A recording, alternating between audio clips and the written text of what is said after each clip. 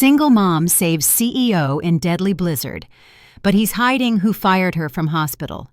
Before we begin this incredible story of a single mother who saved a billionaire's life during the worst blizzard in decades, only to discover he was connected to her darkest hour, please hit that like button and subscribe to our channel. Your support helps us bring more amazing stories like this one. Trust me, the twists in this tale will leave you breathless. Let's dive in. The taste of blood in my mouth was the first sign that everything was about to fall apart. I'd bitten my tongue while performing mouth-to-mouth resuscitation on my 6-year-old daughter Emma at 3:17 a.m.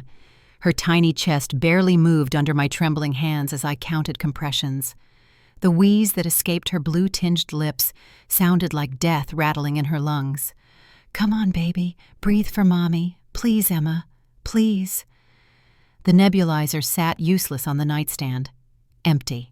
The rescue inhaler had wheezed its last puff 2 hours ago. I'd rationed her medications for 3 weeks since losing my health insurance, stretching what should have been a month's supply to 6 weeks. Now, in the bitter cold of a February morning in our drafty cabin, my daughter was drowning in her own lungs. Her eyes fluttered open, focusing on my face with that peculiar clarity that comes right before the body gives up. At 6 years old, Emma had an IQ that tested off the charts. A blessing that felt like a curse when she understood exactly how sick she was. "Mom," she whispered, her voice barely audible over the wind howling outside. "Am I dying?" "No, sweetheart. Never. Mommy's got you." I pressed my fingers to her carotid artery, counting the rapid, thready beats. Too fast.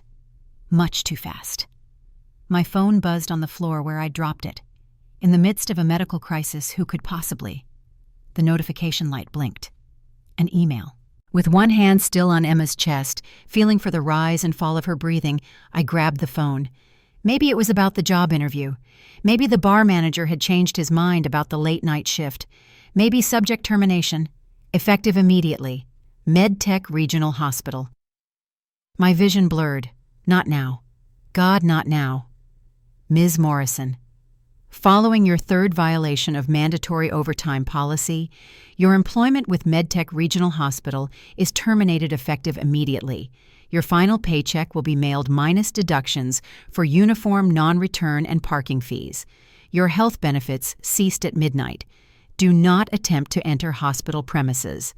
Human Resources, MedTech Global Corporation.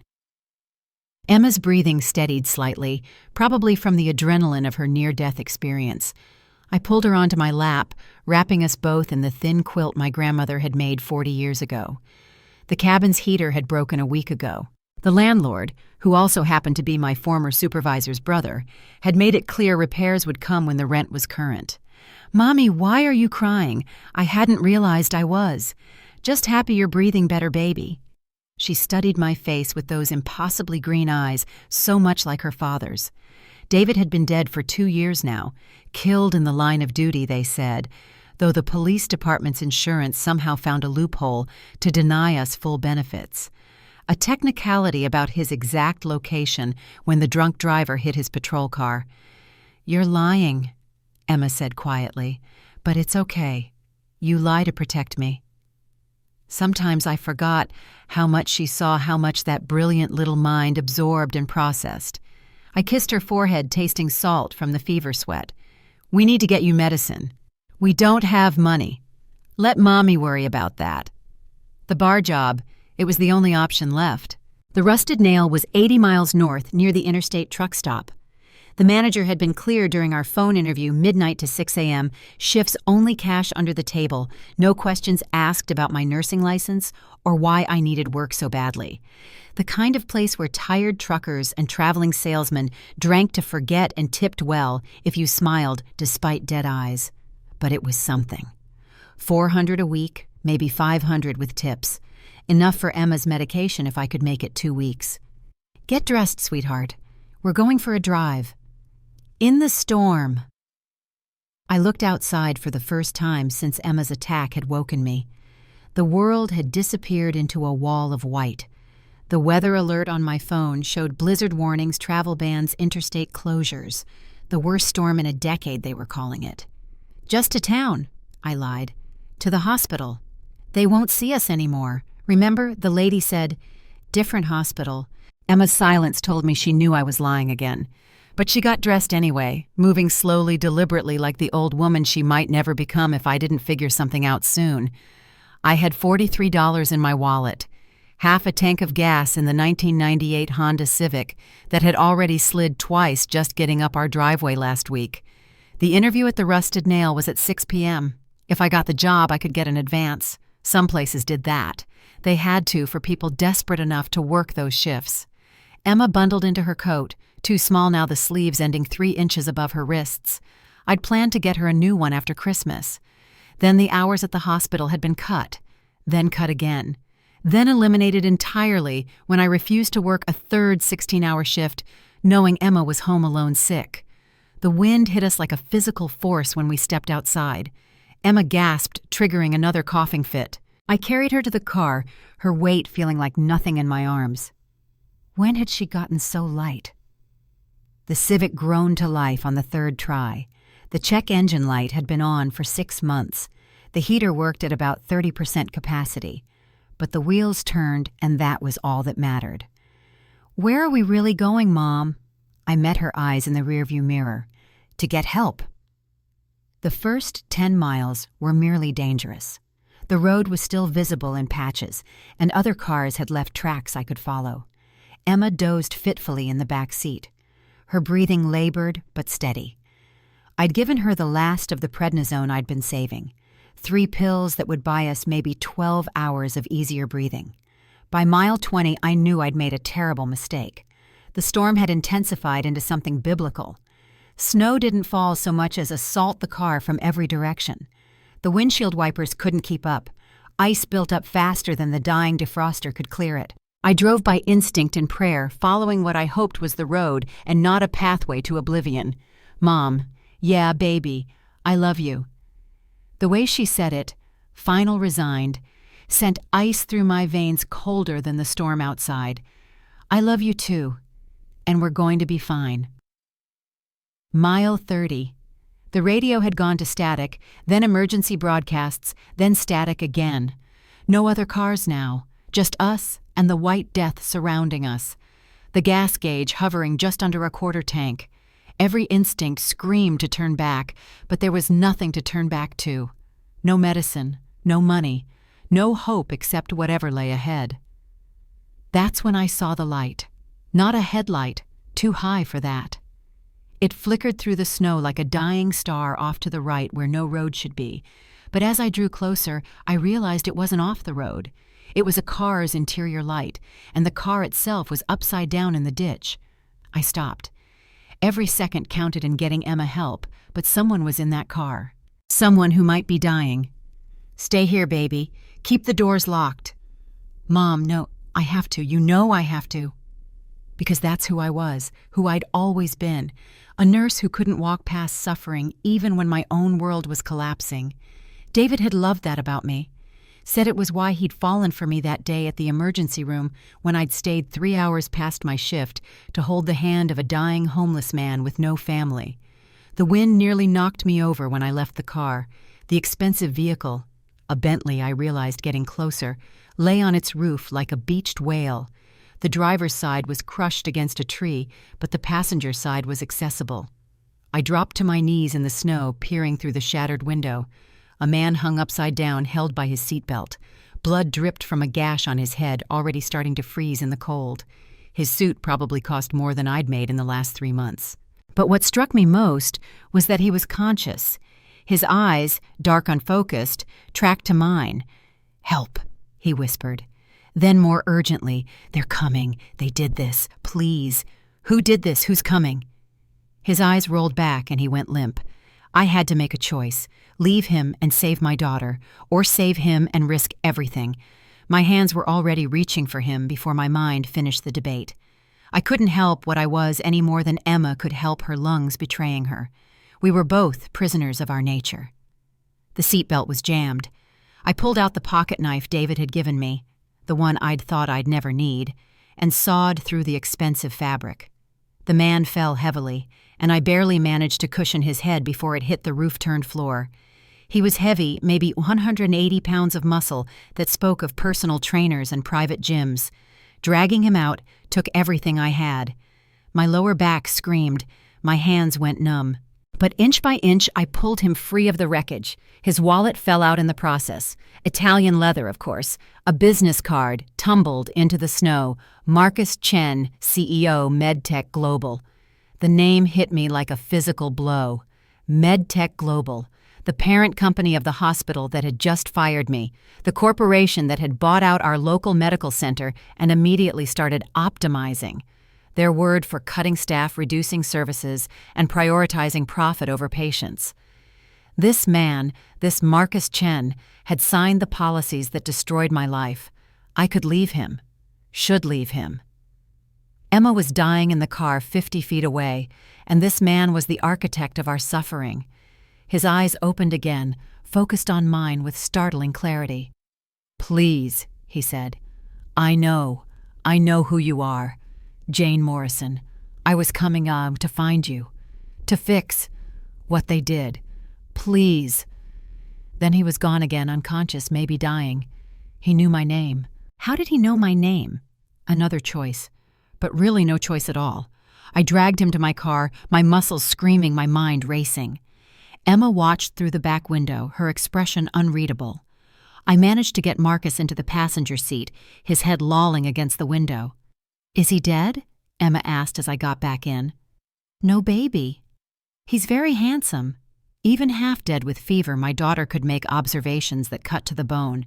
He's hurt. We're helping him. Like Daddy helped people. Yes, like Daddy." I started driving again now with 2 dying people in my car and no clear destination. The GPS had lost signal 20 minutes ago. The interstate was somewhere ahead, but somewhere in this storm could mean anything. Marcus stirred his hand, reaching for his head wound. "No hospital," he muttered. "They'll find me. Richard will." He broke off, eyes widening as consciousness returned. Where am I?" "You're safe. You had an accident." He turned to look at me, and I saw the moment recognition flickered in his eyes. Then bizarrely, his expression went blank. I don't... Who are you? Who am I?" The change was so abrupt, so complete, that I nearly drove off the road. His hand went to his wallet, pulling out his driver's license with genuine confusion. "Marcus Chen," he read. Is that me? I don't... Remember?" Emma leaned forward between the seats, studying him with those 2 smart eyes. "He's lying, Mom," she said quietly, "but I think he has a good reason." Marcus turned to look at her, and for just a moment I saw something flicker in his expression, surprise, respect. Then it was gone, replaced by that careful blankness. "What's your name?" he asked Emma. "Emma Morrison. I'm 6 3/4. I have asthma, but Mom says it's just my lungs being dramatic." Despite everything, Marcus smiled. "Dramatic lungs. I like that." "What's the last thing you remember?" I asked, playing along with whatever game this was. He was quiet for a long moment. "Fear," he finally said. "Being afraid. Someone wanting to hurt me. But I don't know who or why." Truth mixed with lies. I could hear it in his voice. 20 years of nursing had taught me the sound of partial honesty. "We need somewhere safe," I said. "All of us." "The cabin," Emma suggested. "Our secret cabin." It wasn't really secret, just forgotten. An old hunting lodge my grandfather had built 60 years ago deeper in the woods. We'd been staying there since the eviction notice. It had a fireplace, a well for water, and was invisible from any main road. More importantly, it was only 10 miles away, and I knew the back roads to get there. "Okay," I said. "The cabin it is." Marcus nodded, then winced at the movement. "Thank you, both of you." As I turned onto the narrow forest road barely visible under the snow, I caught Emma's eyes in the mirror again. She was watching Marcus with that intense focus she usually reserved for her puzzles. Then she did something that broke my heart. She smiled. A real smile, not the brave face she wore for my benefit. "He's going to help us, Mom," she said with the certainty only a child could have. I can tell. I wanted to tell her not to hope, that rich men didn't help people like us. that the CEO of MedTech Global was the enemy, not a savior. But Marcus was already pulling off his expensive coat, reaching back to drape it over Emma. "You're shivering," he said simply. Emma snuggled into the coat that probably cost more than our car. "It smells nice, like cedar and something else." "Bergamot," Marcus supplied automatically, then looked surprised at his own knowledge. The cabin materialized through the snow like something from a fairy tale, dark wood barely visible against the white. No lights, of course. The power had been cut weeks ago, but the chimney stood strong, and we had wood, and for now, that would have to be enough. As I helped Marcus inside his weight heavy against my shoulder, he whispered something that made my blood run cold. "They'll come looking. Richard won't stop. He needs me dead before the board meeting." "Who's Richard?" But Marcus had passed out again, leaving me with more questions than answers, and a certainty that I'd just invited danger into the only safe place we had left. Emma stood by the door, still wrapped in his coat, watching the snow fall with those two wise eyes. "Mom," she said quietly, "I hacked his phone while you were driving. He really was coming to find you. There are emails about you, about lots of nurses. He was trying to stop something bad." My brilliant, terrifying daughter. "Emma, you can't just— He's not the enemy, Mom. He's like us. Someone powerful is trying to hurt him, too." I looked at Marcus unconscious on our threadbare couch, blood still seeping from his head wound. Then at Emma, whose breathing was getting worse despite the prednisone. We were all broken here, all running from something. The storm raged outside, cutting us off from the world. For better or worse, we were bound together now, the fired nurse, the hunted CEO, and the dying child who saw everything. "Help me clean his wound," I told Emma. "If we're doing this, we're doing it right." As Emma fetched the first aid kit, I allowed myself one moment of dark amusement. Somewhere, the universe was laughing at the irony. Jane Morrison terminated by MedTech Global, now holding the life of their CEO in her hands. The question was, what would I do with it? The fire crackled in the stone hearth, casting dancing shadows across Marcus Chen's unconscious face. I'd been watching him for 3 hours now, monitoring his breathing, checking his pupils every 30 minutes. The head wound had stopped bleeding, but concussions were tricky. He could wake up fine, or he could never wake up at all. Emma sat cross-legged on the floor beside him, Marcus's phone in her small hands. She'd figured out his passcode in under a minute. The date on his Rolex she explained like it was obvious. Now she scrolled through emails with the focus of someone 3 times her age. "Mom, listen to this." Her voice was hoarse from the recent attack, but steady. "Email from Marcus to someone named Patricia. The termination algorithm is targeting single parents and older nurses systematically. This isn't cost-cutting, it's deliberate elimination of employees who might question the charity fund discrepancies. We need to act before more families are destroyed." The termination algorithm. So my firing wasn't random bad luck or even punishment for missing overtime. It was calculated, systematic. "There's more," Emma continued. "Lots more. He has folders called Evidence and Whistleblower Protection and— Oh. What?" She turned the phone toward me. On the screen was a photo of a medical chart. My name was at the top. But it wasn't from my employment at MedTech Regional. It was from 2 years ago, David's medical chart from the night he died. "Why does he have this?" Emma asked. Before I could answer, Marcus stirred. His eyes opened slowly, unfocused, then sharpened on Emma. "You're a very smart little girl," he said quietly. Emma didn't miss a beat.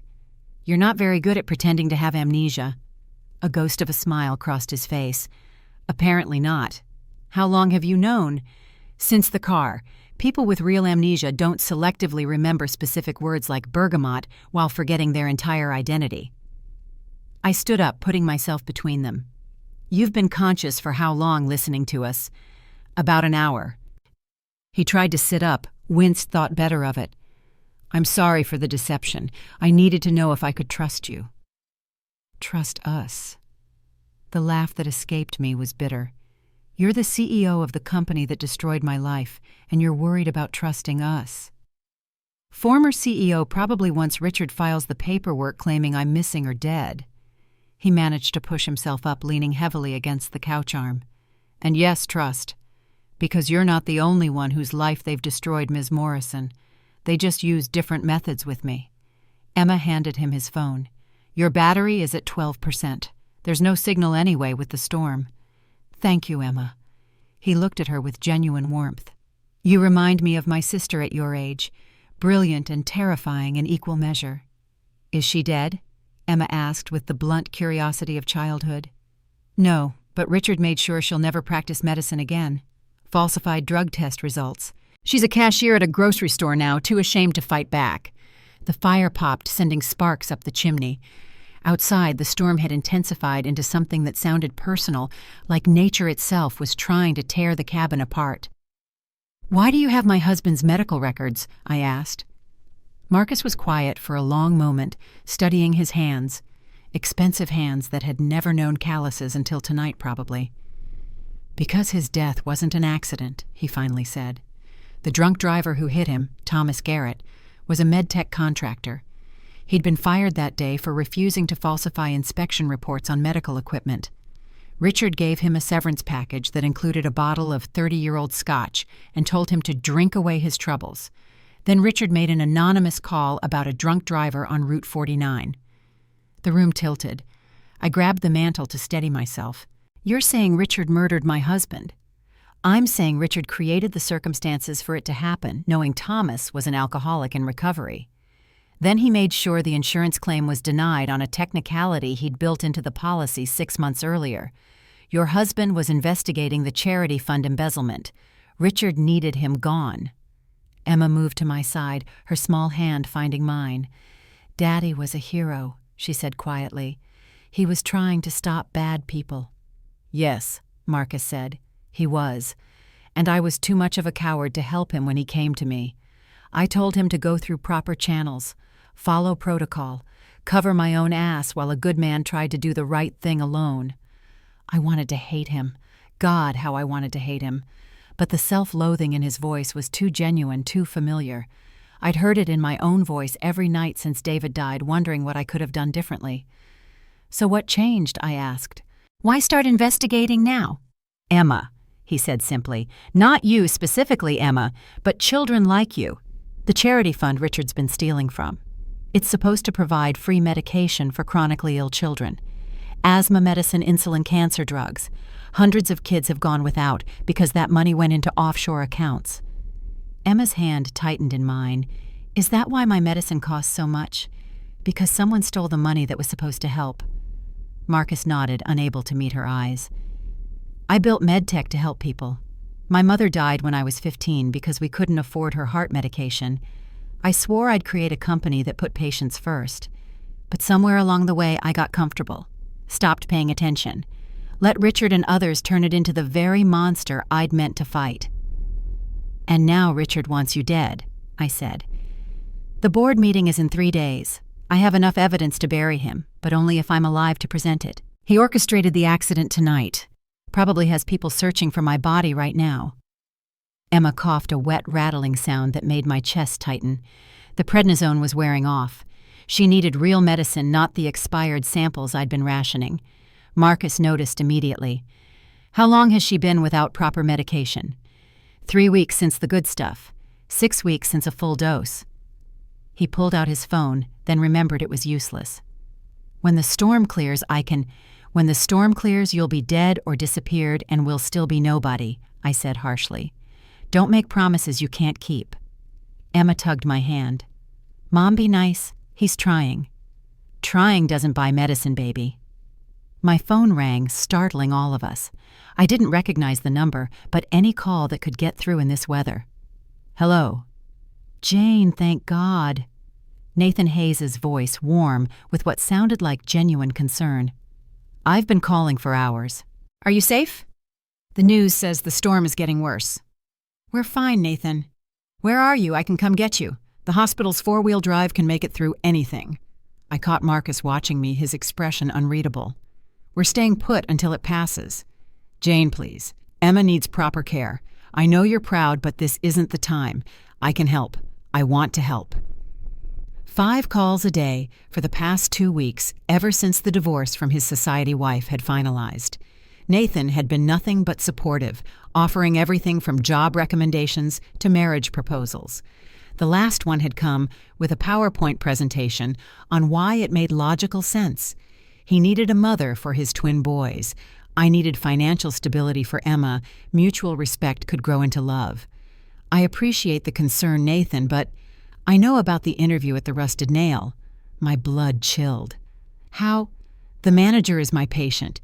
Jane, you can't work there. It's not safe. Those men, the things they expect from the waitresses. Please, let me help. No strings, I promise. Except there were always strings with Nathan, invisible ones that tightened slowly until you couldn't remember how to breathe without permission. I'll call you when the storm passes, I said, and hung up. Marcus raised an eyebrow. Boyfriend, ex-colleague with delusions of rescuing me. Ah, the white knight syndrome. Let me guess. Recently divorced, needs a replacement. Family thinks your desperation makes you attainable. That's surprisingly accurate. I've met 100 Nathans. They circle struggling women like vultures, disguising opportunism as charity. He paused. Though I suppose I'm not in a position to judge anyone's character. Emma had wandered to the window, pressing her nose against the cold glass. The snow is getting deeper. We might be stuck here for days. Days, with no power-limited food and Emma's medication running out. I did a mental inventory, maybe 15 cans of soup, a box of crackers, some instant oatmeal, enough firewood for 2 days if we were careful. The well wouldn't freeze, so we'd have water. I can help, Marcus said, reading my panic. When the storm... Stop! I turned on him, exhaustion and fear boiling over. Stop pretending you're going to save us. You couldn't even save yourself tonight. You're not a hero, Mr. Chen. You're a rich man who just discovered his company hurts people and you want to feel better about it. But when this storm ends, you'll go back to your penthouses and board meetings, and we'll still be here rationing medicine and dodging eviction notices. The words hung in the air like icicles, sharp and cold. Marcus stood slowly, unsteadily. For a moment, I thought he might leave, walk out into the storm, rather than face the truth. Instead, he moved to the kitchen area, what passed for one anyway, and started going through cabinets. What are you doing? Taking inventory. You have maybe 3 days of food for 3 people, less if we account for Emma needing extra calories to fight her illness. He moved to the next cabinet. 2 candles, 1 flashlight with dying batteries, no emergency medical supplies beyond basic first aid. He turned to face me. You're right. I'm not a hero, but I am a strategist, and right now we need strategy more than heroics. Emma coughed again, harder this time. I rushed to her, feeling her forehead. The fever was back higher than before. Mom, it hurts, she whispered. I know, baby. Try to breathe slowly. Marcus appeared beside us with a cup of steaming liquid. Tea, made from pine needles. Native Americans used it for respiratory ailments. It's not medicine, but the vitamin C and expectorant properties might help. Emma sipped it, made a face, kept drinking. It tastes like Christmas trees. That's basically what it is. Marcus sat beside her, not touching Just Present. When I was young, my grandmother used to make this. We couldn't afford doctors in China, so we learned which plants helped. You were poor, Emma asked between sips. Very. We lived in a 2-room apartment with 6 people. My mother worked 3 jobs before she got sick. But now you're rich. Now I have money, he corrected. There's a difference between being rich and having money. Rich is what you have here. A mother who loves you, a warm place in a storm tea made by someone who cares if you breathe easier. Money is just numbers and accounts.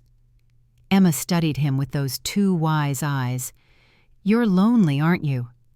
Marcus looked startled. What makes you say that? The way you look at Mom and me, like you're watching a movie about a life you don't have. Out of the mouths of babes. My phone buzzed. A text from Nathan. The pharmacy has emergency protocols for the storm. I can get Emma's medications. Just tell me where you are. Tempting. So tempting. But don't, Marcus said quietly, reading over my shoulder. Something's off about his timing. He's trying to help. He knew about your interview. how you said the manager was his patient, but would a patient randomly mention a potential waitress to their doctor, and he called right when the regular cell towers should be down, only emergency services and what? And people with access to MedTech's private cellular network would have signal right now. Another piece clicking into place. Nathan had privileges at MedTech Regional, high-level privileges that included system access. Emma had fallen asleep against Marcus's shoulder, her breathing slightly easier from the pine tea. He didn't move, barely breathed himself as if afraid to disturb her. "She never does that," I said. "Fall asleep on strangers. Children know who's safe. They have instincts adults train themselves to ignore." "Are you safe, Marcus?" He considered the question. "Safer than Nathan. More dangerous than solitude. But right now, we need each other. You need resources I have, and I need witnesses. Humanity," he said. "I need to remember why I started this company, what I was fighting for before I got lost in stock prices and board politics." The fire was dying. I added the last 2 logs, knowing we'd need to venture out for more soon. The woodpile was behind the cabin, probably buried under 3 feet of snow by now. "Tell me about the evidence," I said. "What exactly does Richard have to hide?" Marcus shifted carefully, keeping Emma comfortable. $15 million skimmed from the Children's Charity Fund over 3 years, but it's more than that. He's been using the money to short MedTech stock betting against our own company. Every time he implements a policy that hurts patients, like firing nurses or denying coverage, the stock dips. He makes money on the decline, then buys back in before it recovers. Insider trading. On a massive scale, and your husband figured it out. He traced the patterns, connected the trades to patient deaths. Richard couldn't let that information get out. My hands clenched into fists. So he killed him. He created circumstances that led to his death. Legal murder, the kind that never sees justice. Emma stirred, whimpering in her sleep. Without thinking, I reached out to smooth her hair, my hand brushing against Marcus's shoulder. He was burning up. "You have a fever," I said, feeling his forehead. "Concussion side effect, or infection from the wound. It doesn't matter." "It does matter. If you get sick, really sick, I can't help you here. We need antibiotics, proper supplies." My phone rang again. "Nathan." "Don't answer," Marcus said. But I was already accepting the call, some desperate part of me hoping for a miracle. "Jane, I'm at your apartment." "Where are you?" "Your neighbor said you haven't been here in weeks." My apartment, the one I'd been evicted from a month ago. Why would he think? "She's lying," Nathan continued. "I know she is. Just like I know you're with someone. I can help you, Jane, but you have to trust me." "Nathan, Is it him?" The man from the accident I heard the emergency dispatch. "A Bentley off Route 49. Marcus Chen is missing Jane. Do you know what that means? What he's worth, if you have him." I hung up my hands, shaking. Marcus was already standing, gently transferring Emma to the couch. "He knows. Richard must have sent him." "Nathan's not. He wouldn't. Check his financial records. I guarantee you'll find large deposits from offshore accounts in the past year." I wanted to argue, but Emma's tablet was still logged into Marcus's phone backup. A few taps and I was in Nathan's email. He used the same password for everything his twin's birthday. There they were. Monthly deposits of $50,000 starting 6 months ago, right after David's death. The timing wasn't coincidental. "Oh God," I breathed. He was part of it. Nathan was part of killing David. Marcus moved to the window, peering out through the frost. "We need to move. They'll triangulate the phone signal." "In this storm, that's suicide. Staying here is suicide. They know the cabin exists now. It's in your employment records. Emergency contact address." Emma woke instantly alert despite her illness. "Bad people are coming." "Maybe, sweetheart. We might need to go on an adventure." She looked at Marcus. "You'll protect us." "I'll try." "No," she said firmly. "Promise. Promise you'll protect my mom." Marcus knelt in front of her, his expensive suit ruined with blood and dirt, his face pale with fever and pain. "I promise, Emma, I'll protect your mom." "And you, Mom. Promise you'll protect Marcus." I wanted to laugh at the absurdity of it, me protecting a billionaire, but Emma's face was so serious, so adult. "I promise, baby." Emma nodded, satisfied. "Then we should go to the old mine. Nobody knows about that." The abandoned silver mine, 2 miles north. I'd forbidden Emma from playing there, but of course she'd explored it anyway. It was dangerous, unstable, but it was also invisible, forgotten. "Can you make it 2 miles in the snow?" I asked Marcus. "Do I have a choice?" Headlights swept across the window. Impossible to see the vehicle through the snow, but the engine sound was wrong for a regular car. Too powerful. Military or medical grade. "Pack light," Marcus said, all business now. "Food, water, medicine if you have it. Extra clothes, nothing else." I threw our few supplies into David's old hiking pack while Emma gathered her treasures. The tablet, a photo of the 3 of us from better days, her stuffed rabbit that had been through everything with her. Marcus was on his phone typing rapidly despite the dying battery. "Sending everything to 3 different journalists and the FBI. If we don't make it, at least the truth gets out." "Stop talking like that," Emma said. "We're going to be fine. I can feel it." The headlights were closer now. Multiple vehicles. They'd brought a team. We slipped out the back door into the white hell of the storm.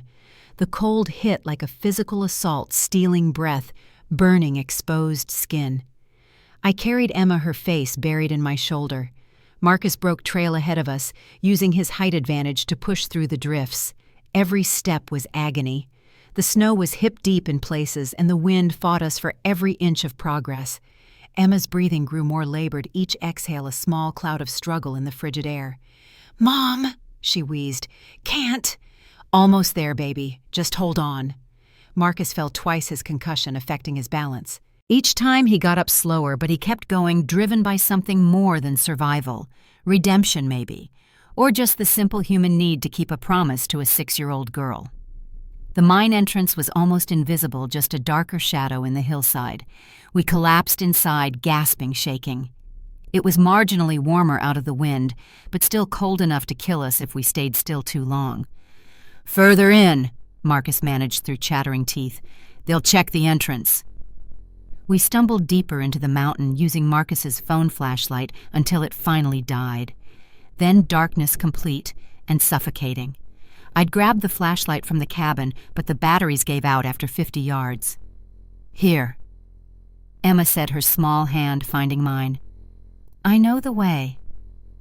My brilliant, terrifying daughter led us through the pitch black, navigating by memory and touch. Finally, she stopped. "The safe room," she announced. It wasn't really a room, just a natural chamber in the rock, but it was dry and sheltered.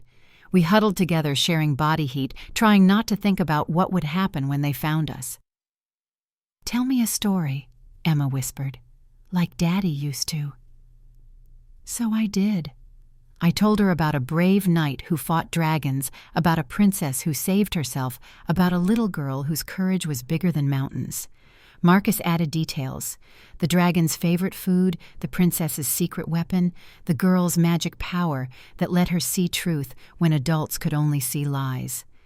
Somewhere in the telling, Emma fell asleep between us, her breathing shallow but steady. "She's dying," I whispered to Marcus in the dark. "I know. Without medicine, maybe 12 hours, maybe less." "I know. Your promises don't mean anything if she's dead." He was quiet for so long I thought he'd fallen asleep. Then, my phone had just enough battery to send one more message, to my personal doctor. "He has emergency protocols to follow if I'm in danger. He'll come. In this storm. He owes me his career, his life, really. I sponsored his immigration, paid for his mother's cancer treatment. He'll come." Hope was dangerous. I'd learned that. But sitting in the dark with my dying daughter and a half-dead billionaire, what else did I have? "Why did you really come looking for me?" I asked. The truth this time. Marcus's voice was soft in the darkness. "Because I read your husband's reports, all of them. He wrote about you, about Emma, how proud he was, how you worked extra shifts to pay for Emma's treatment, how you sang to her during attacks, how you never complained even when things got impossible. He said you were the strongest person he knew." David wrote that. In his final report, the one he was going to submit to the FBI before the accident. He said if anything happened to him, someone should look after you. He knew Jane. He knew they might come for him, and his last thoughts were of protecting you. Tears came then silent in the dark. For David, for Emma, for all of it. So you came to what fulfill his last wish. I came to offer you a job, Director of Patient Advocacy, someone who couldn't be bought or intimidated, who understood what our policies really meant for families. But then I found the evidence about David's death, and I knew a job wasn't enough. I owed you truth, justice. Instead, you brought danger. Yes, I'm sorry. Emma stirred between us, mumbling in her sleep. Her skin was too hot despite the cold cave. She needs medicine now, I said. Then we go back out, face them. Maybe I can negotiate. They'll kill you. But they might let you and Emma go. Richard doesn't want witnesses, but killing a child. Even he has limits. You don't know Nathan. He's convinced himself he loves me, that everything he's doing is for my own good. He won't stop. And footsteps echoed from somewhere in the mine. They'd found us. The tablet, Emma said, suddenly awake and alert. I still have signal. The mine has old communication cables for emergencies. She was right. One bar barely there, but enough. Call 911, I said. No, Marcus said. Call this number. He recited it from memory. Tell them code Alpha. Medical emergency, my location. Emma dialed with shaking fingers. A woman's voice answered, professional and calm. Emma relayed the message, our location, her medical status, with clinical precision that would have made any doctor proud. 15 minutes, the woman said. Keep the patient warm and conscious. 15 minutes. The footsteps were getting closer. I'll lead them away, Marcus said, standing. No, I grabbed his arm. We stick together, all of us. Jane, you promised Emma. Keep your promise. The flashlight beam hit us before we saw them. Nathan stepped into view, still in his white coat like he'd come straight from the hospital. Behind him, 2 men I didn't recognize. No Richard, though. Too smart to dirty his own hands. Jane, Nathan said, his voice full of false concern. Thank God we found you. Emma needs help. Stay back, Nathan. His eyes found Marcus, and something dark flickered across his face. Mr. Chen, you've caused quite a stir. The board is very concerned. I bet they are, Marcus said, especially once they see what I sent them. Nathan smiled. It was the smile he used when delivering terminal diagnoses, compassionate and cruel simultaneously. Your phone's been dead for hours. Nothing was sent. Emma held up the tablet. I sent it. To everyone on his contact list. The FBI, the news, the board of directors, even your ex-wife, Dr. Hayes. She seemed very interested in your financial records. Nathan's smile faltered. You're lying, he said, but doubt crept into his voice. The message is already out there, Marcus said. It's over, Nathan. Richard's going down and you with him. The only question is whether you add murder to your charges. One of the men behind Nathan raised a gun. Mr. Vaughn said no witnesses. There's a child here, Nathan protested, showing the first crack in his resolve. Mr. Vaughn was very specific. This was it then. We were going to die in a cave, and Emma would never see Seven, never fulfill that brilliant promise, never. The sound of helicopters filled the air, impossibly loud, even through the rock. Not one, but multiple, their searchlights turning the mine entrance into daylight. This is the FBI. We have the mine surrounded. Come out with your hands visible. The gunman turned toward the entrance, and I acted without thinking. David's knife was in my hand, then in the man's shoulder. He screamed, dropping the weapon. Marcus moved simultaneously, tackling the second man despite his injuries. Nathan stood frozen, watching his carefully constructed world collapse. Jane, he said, and now his voice was genuinely broken. I did it for you. All of it. David was going to destroy everything. You would have been left with nothing. I was left with nothing anyway. But I could have given you everything. The boys need a mother. You need security. Emma needs medicine. It was perfect. It was murder. Emma coughed a horrible sound that sprayed blood on her lips. She was seizing her small body, rigid with the effort to breathe. Emma, I dropped to my knees, turning her on her side, trying to keep her airway clear. "Baby, stay with me." Marcus was there instantly supporting her head. "Where's that medical team?" As if summoned paramedics flooded the cave equipped with everything: oxygen nebulizers, injections. They moved with the efficiency of people who'd been paid very well to be ready for anything.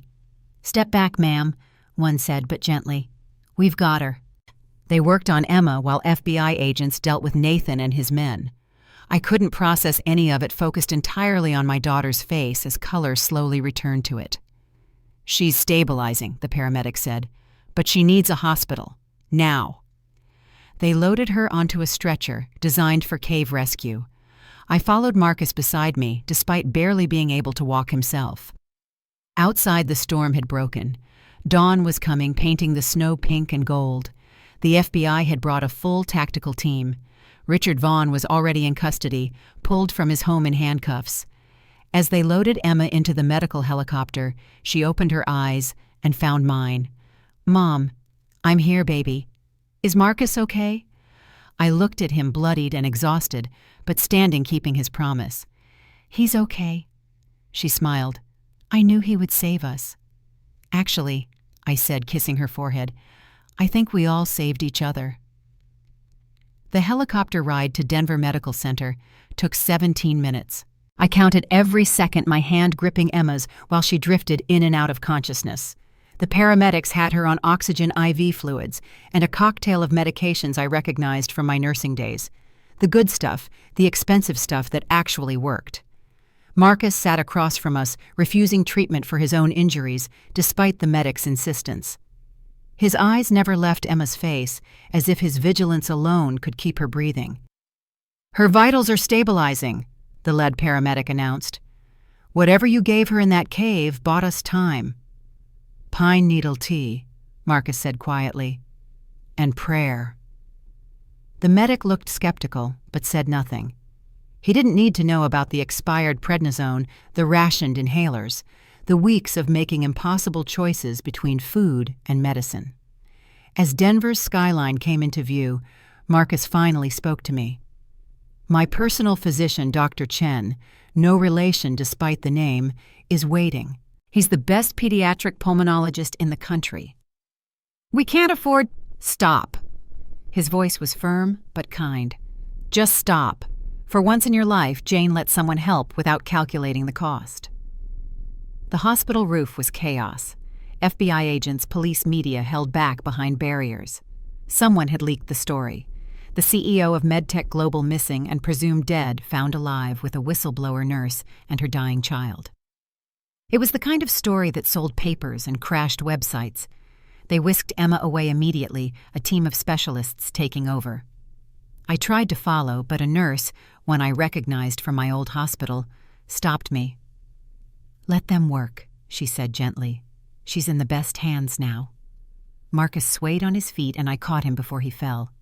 "Now you," I said. "No arguments." He didn't fight as they led him to trauma. The adrenaline was finally wearing off, revealing the true extent of his injuries: severe concussion, 2 cracked ribs, hypothermia, and an infection setting in from the head wound.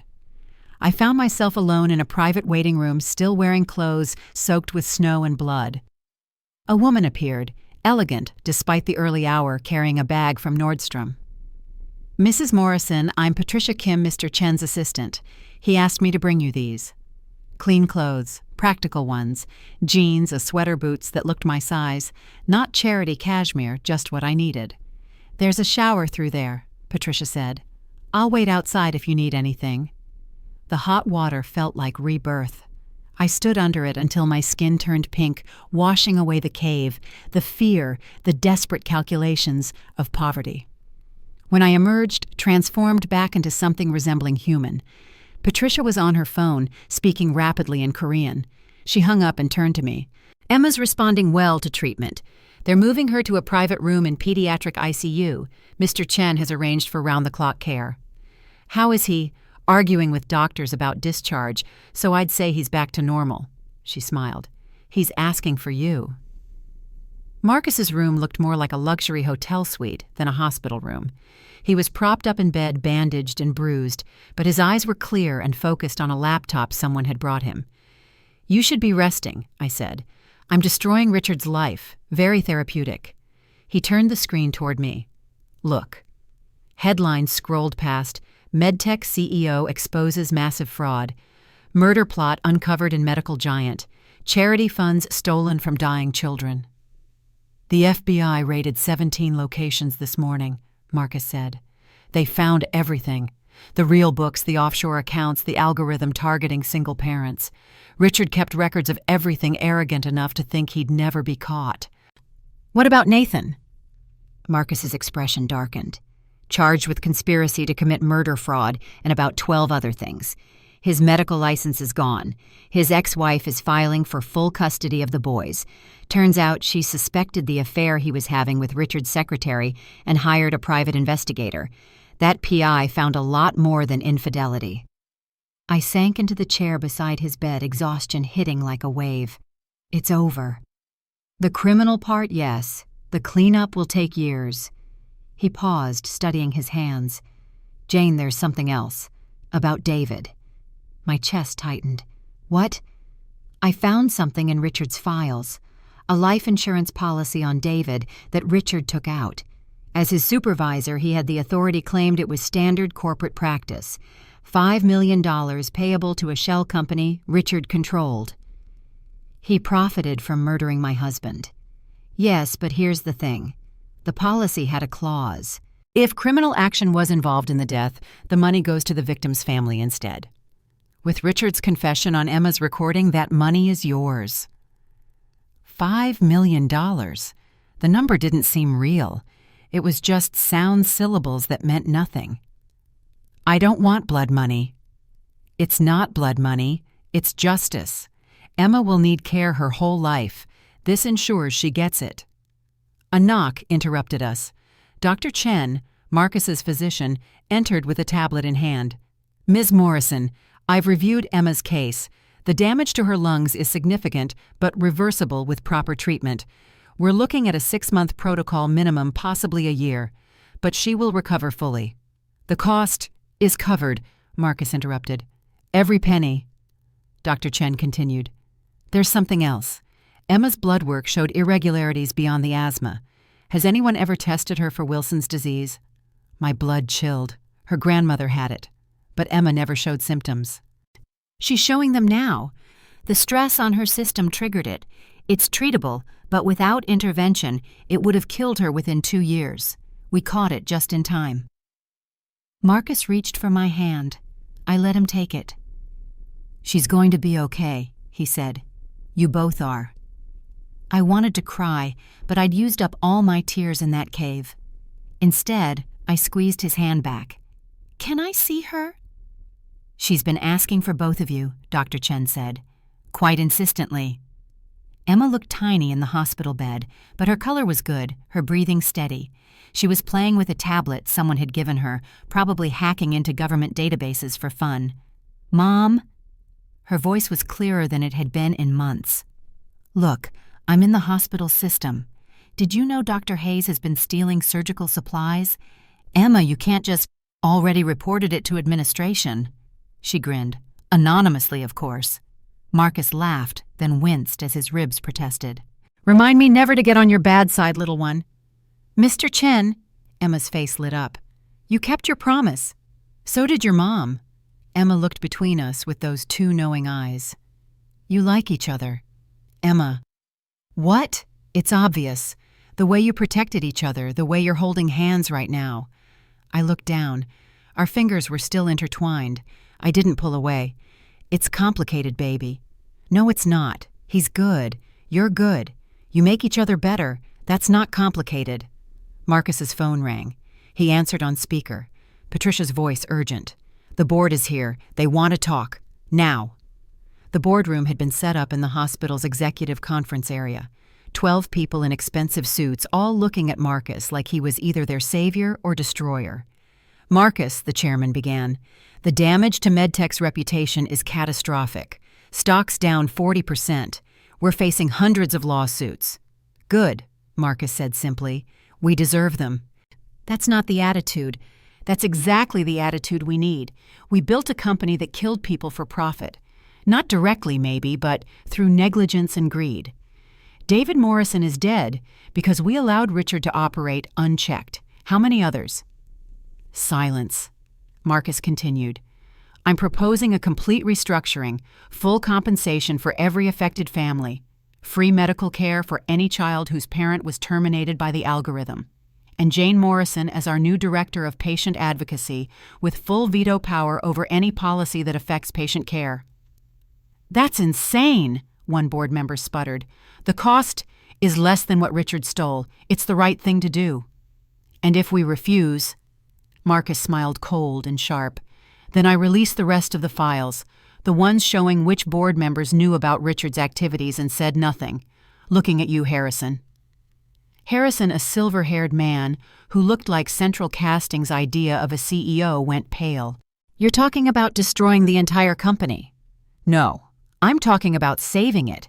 We can be the company I founded, one that puts patients first, or we can be nothing. Your choice." The vote was unanimous. I found myself with a job I hadn't asked for, a salary that seemed impossible, and the authority to prevent what happened to me from happening to anyone else. "I don't know how to be an executive," I told Marcus later. "You know how to be a nurse. You know what patients need. That's all that matters." Emma was released 3 weeks later, her breathing better than it had been since she was 3. The Wilson's disease was under control, managed with medication that Marcus's insurance covered completely. We moved into a real apartment, nothing fancy but warm and clean with reliable heat and electricity. Emma had her own room for the first time, decorated with glow-in-the-dark stars, and a desk for her computer activities that I pretended not to know about. Marcus visited often, always with an excuse: paperwork to review policies to discuss updates on the trials. Richard got 30 years.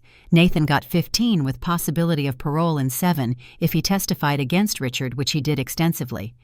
"You don't have to keep checking on us," I told Marcus one evening as he helped Emma with her homework, teaching her legal ways to code instead of hacking.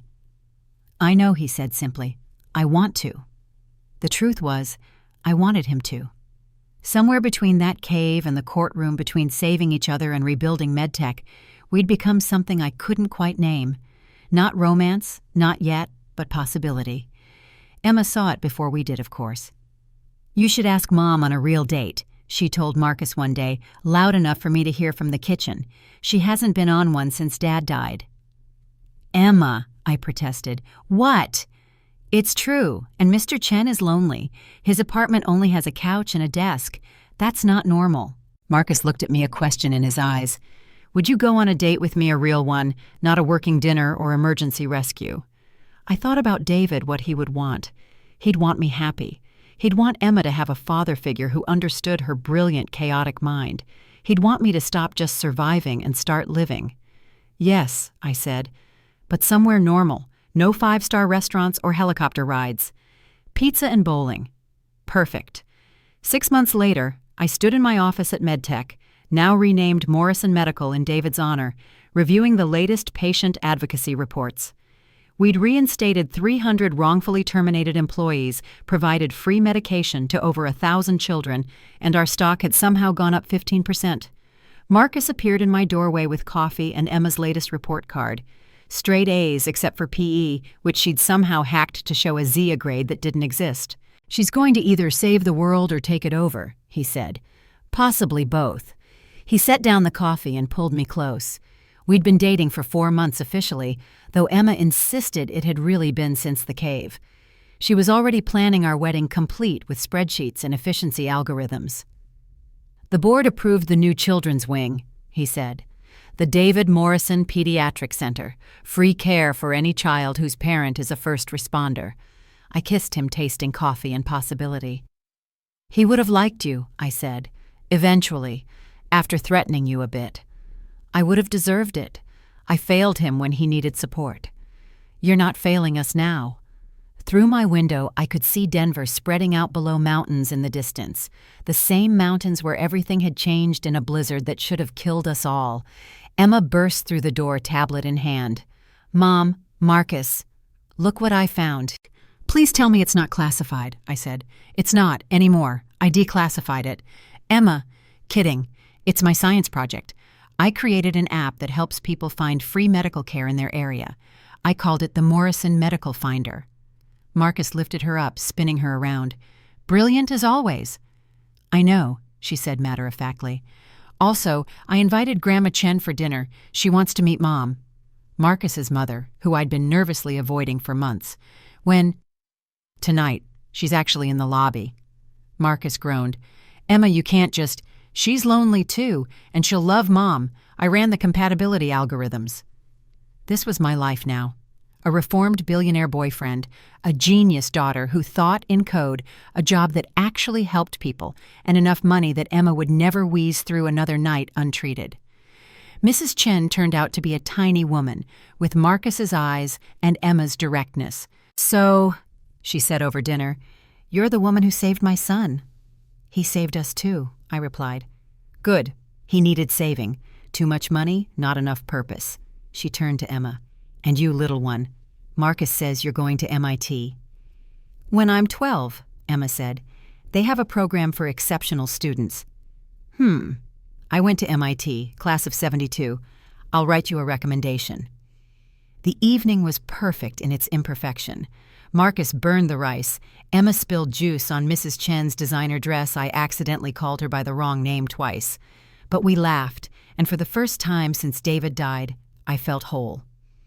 That night, after Emma was asleep, and Mrs. Chen had extracted promises of weekly dinners, Marcus and I stood on the balcony, watching snow fall gently on the city. Not a blizzard this time, just peaceful white flakes. I love you, he said simply. Both of you. We love you too. He pulled out a small box. Inside was a ring. Not huge or ostentatious, just perfect. A sapphire surrounded by diamonds the color of Emma's eyes, the brightness of snow under moonlight. Marry me, he said. Not because you need saving or I need redemption, but because we're better together. Because Emma already considers me her dad. Because I want to wake up every morning knowing you're both safe and happy and mine. You know Emma probably already knows about this ring. She's probably already planned the entire wedding. Actually, she helped pick it out. Said diamonds alone were too cliché. I laughed, pulling him close. Yes, of course, yes. Inside, I heard Emma's door creak open. Finally, she shouted. The wedding spreadsheets are ready. I've optimized everything for maximum efficiency and minimum drama. We brought her out to the balcony, the three of us standing in the snow, a family forged in storm and strengthened by survival. Dad would be happy, Emma said quietly. He'd want us to be happy. She was right. David had always said life was too short for what-ifs and too precious for fear. He'd lived that way, and he'd died that way, protecting others. Should we set a date? Marcus asked. Emma pulled out her tablet. March 15th. The venue is available, weather patterns are favorable, and it's exactly 1 year after the blizzard. Symbolic, but not overly sentimental. You've really thought this through, I said. I've had 6 months. Also, I may have already sent save the dates to a small list of essential personnel. Marcus and I exchanged glances, then burst out laughing. How many people? I asked. 200. Don't worry, I cross-referenced your contact lists and eliminated redundancies. Also uninvited Nathan, who somehow thought he'd be included. His email bounced back very satisfyingly. The wedding was perfect. Emma as maid of honor and best woman simultaneously, Mrs. Chen crying happy tears, my parents finally meeting the man who'd saved their granddaughter. Patricia caught the bouquet and immediately handed it to Emma, who announced she was too young for such nonsense, but would keep it for scientific analysis of traditional customs. Marcus's vows made me cry. You saved me in every way a person can be saved. You showed me that wealth means nothing without worth, that power is meaningless without purpose. You and Emma gave me a family when I'd forgotten what that meant. Mine were simpler. You kept your promise. In a cave in a storm when everything was ending, you kept your promise to a 6-year-old girl. That's when I knew. That's when I loved you. Emma insisted on adding her own vows.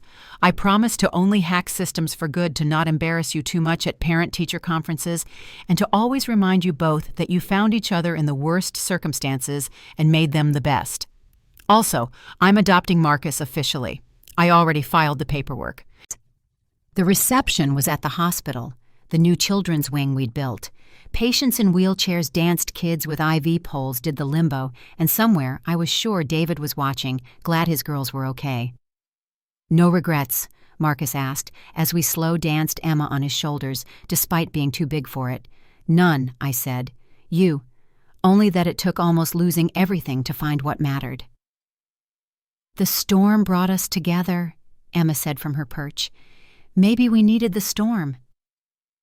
She was right, of course. Without that blizzard, without the desperation and danger, we'd have remained strangers. The fired nurse, the isolated CEO, the sick child. The storm had stripped us down to who we really were, revealed what actually mattered. The FBI investigation continued for 2 years. More arrests, more revelations. MedTech, now Morrison Medical, became a model for ethical healthcare corporations. We weren't the most profitable anymore, but we were the most trusted. Emma started MIT at 13 early admission, with a full scholarship she didn't need, but insisted on earning. She'd developed 3 medical apps by then, all focused on connecting underserved populations with care. "I'm going to fix health care," she announced on her first day of college. "The whole system. It's inefficient and inequitable." "That's a big goal, baby." "I've got time. And good examples." Marcus aged backward, the stress lines disappearing as he found purpose again. He still ran the company, but differently, visiting hospitals, talking to patients, remembering why he'd started. On the 5th anniversary of the blizzard, we returned to the cabin.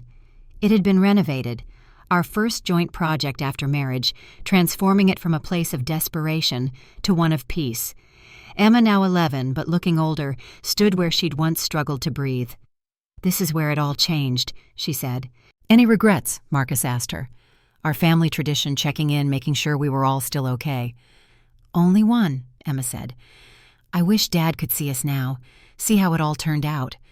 I pulled out David's badge, which I'd carried every day since his death. "He knows, baby. Somehow he knows." That night, as another storm rolled in, gentler this time, just enough snow to dust the trees, we sat by the fire where Marcus had first pretended to lose his memory, where Emma had first decided to trust him, where I'd first chosen hope over fear. "Tell me the story," Emma said, though she knew it by heart. So we told it together. The single mom, the CEO, the brilliant child, and the blizzard that brought them together. How sometimes the worst storms bring the best changes. How families can be built from broken pieces.